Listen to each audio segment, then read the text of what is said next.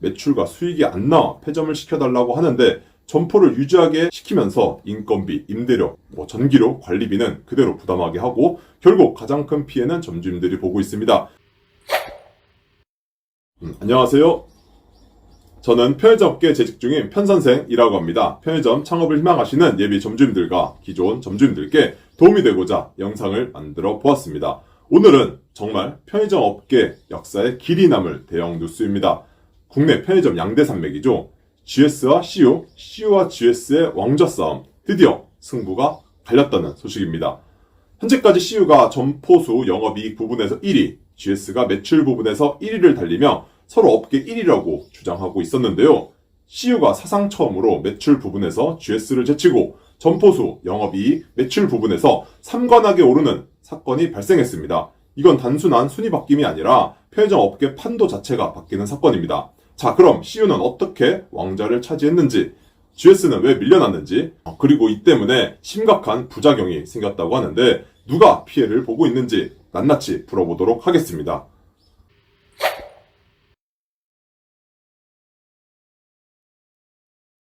금융감독원 전자공시 자료를 보면 BGF 리테일 2분기 매출 2조 2,901억 원, 영업이익 694억 원, GS 리테일 2조 2,257억 원, 영업이익 590억 원, 매출 644억 원 차이로 BGF 리테일이 앞서게 됐습니다. 편의점 부분만 따로 떼어보아도 CU는 2조 2,383억 원, GS는 2조 2,257억 원으로 126억 원 차이, 아주 근소하지만 분명한 역전을 했다는 점이죠. 여기서 중요한 건 BGF 리테일이 매출 부분에서만큼은 2014년 상장 이후 단 한 번도 GS를 이긴 적이 없다는 겁니다. 거의 10년 만에 처음으로 1위 타이틀 교체가 일어난 겁니다. 이 장면은 편의점 업계에서 일종의 대관식으로 불려도 손색이 없습니다. 이번 지표는 25년도 2분기 매출이지만 사실 2분기가 3, 4분기에 그대로 이어질 가능성이 높고 오히려 매출 격차가 더 벌어질 가능성도 높아 매출 부분에서는 사실상 1위는 CU가 확정인 셈입니다. 매출 역전은 올해 처음이지만 사실 CU는 여러 지표들에서 이미 GS를 앞서 있었습니다. 먼저 점포수 부분입니다. 2019년에 잠시 GS가 추월했지만 20년 이후 CU가 다시 1위를 탈환하며 지금까지 유지를 하고 있습니다.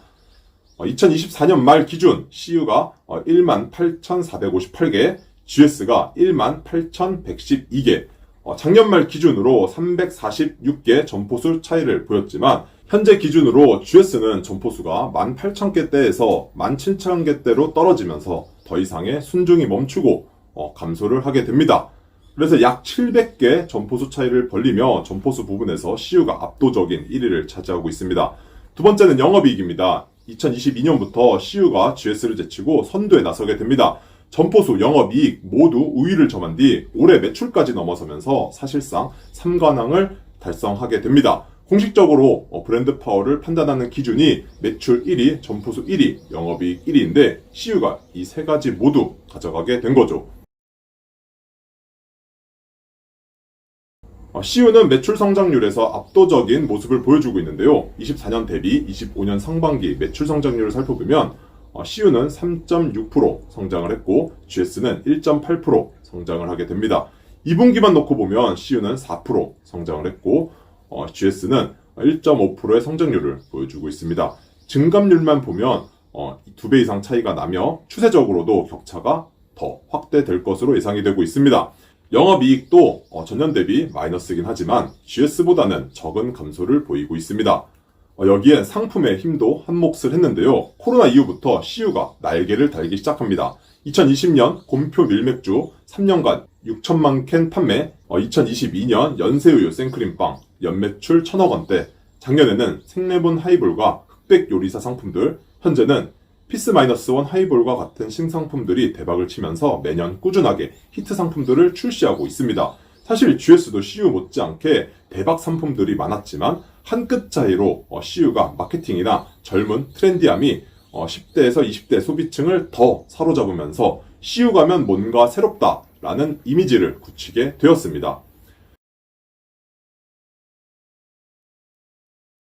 GS가 CU에 밀린 이유는 단순히 CU가 잘해서만은 아닙니다. 더 큰 원인은 바로 GS 리테일의 신사업 투자 실패 때문입니다.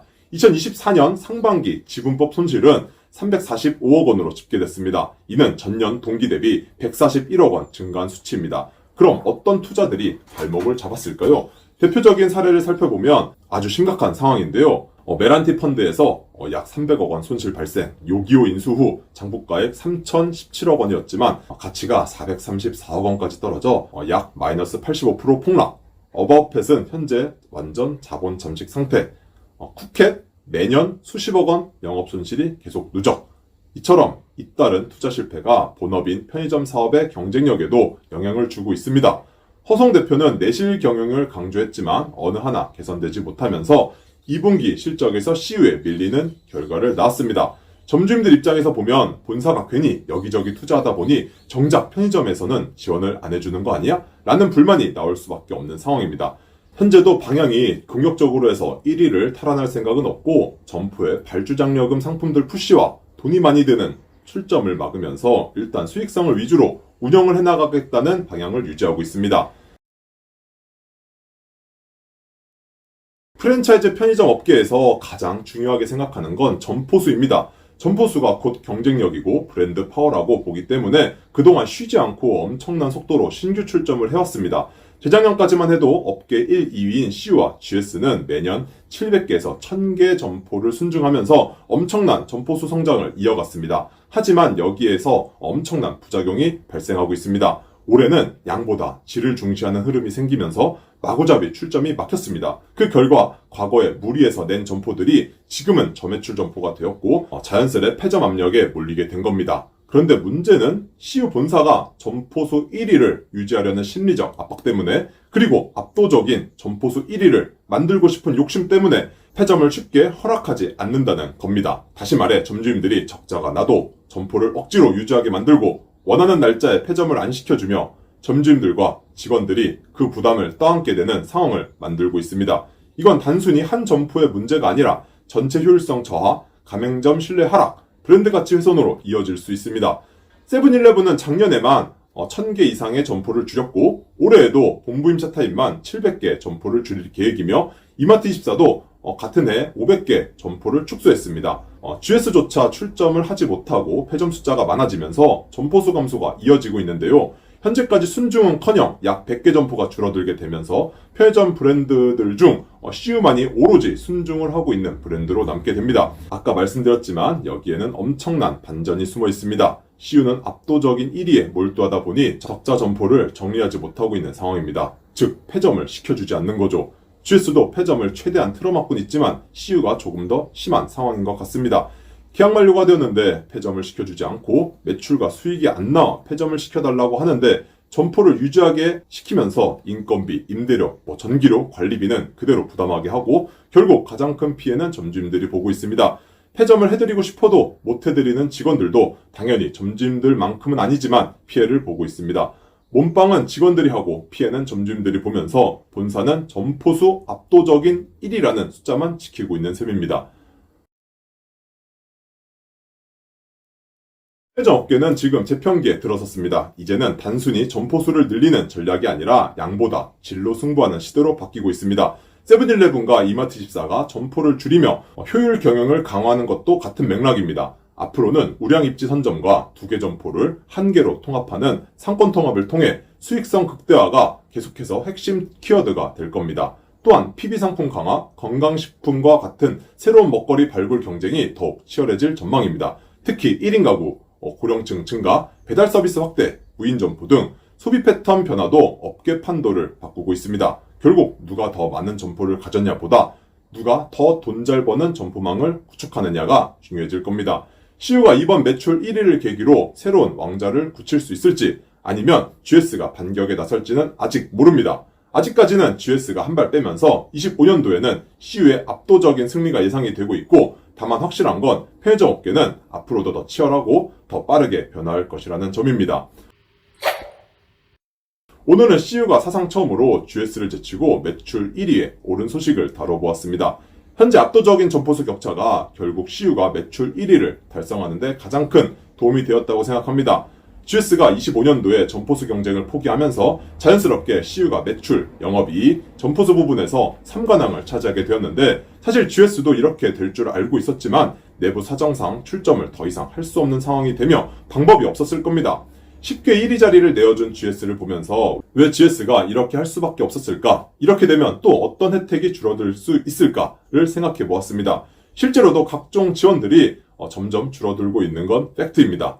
이제 고점을 찍고 성장이 더 이상 어려운 상황에서 GS는 무리한 경쟁보다는 안전한 2위를 선택했는데 이것이 편의점 업계의 판도가 달라지고 있다는 신호라고 볼 수 있습니다. 그리고 몸집을 줄여가고 있는 세븐일레븐과 이마트24의 빈자리를 누가 선점하느냐 또 관건입니다. 결국 CU와 GS가 이 자리를 일부 대체하게 될 건데 과연 GS가 지금 이대로 방향성을 가질지 아니면 노선을 바꾸게 될지 궁금하긴 합니다. CU는 1이라는 숫자에 연연하지 않고 폐점을 틀어막는 무리한 점포 유지 대신 점주와 상생할 수 있는 방향을 고민해야 할 때입니다. 이렇게 폐점을 틀어막다가는 겉으로는 1이지만 각종 분쟁과 이슈들로 본사 이미지가 추락을 할 수 있습니다. 앞으로는 양적 성장보다 질적 성장과 수익성 강화가 편의점 업계의 핵심 과제가 될 것입니다. CU의 1위 행보가 계속될지 GS가 회심의 일격을 날리게 될지 모두 함께 지켜보도록 하겠습니다. 지금까지 편선생이었습니다. 시청해주셔서 감사드립니다. 좋은 주말 보내세요.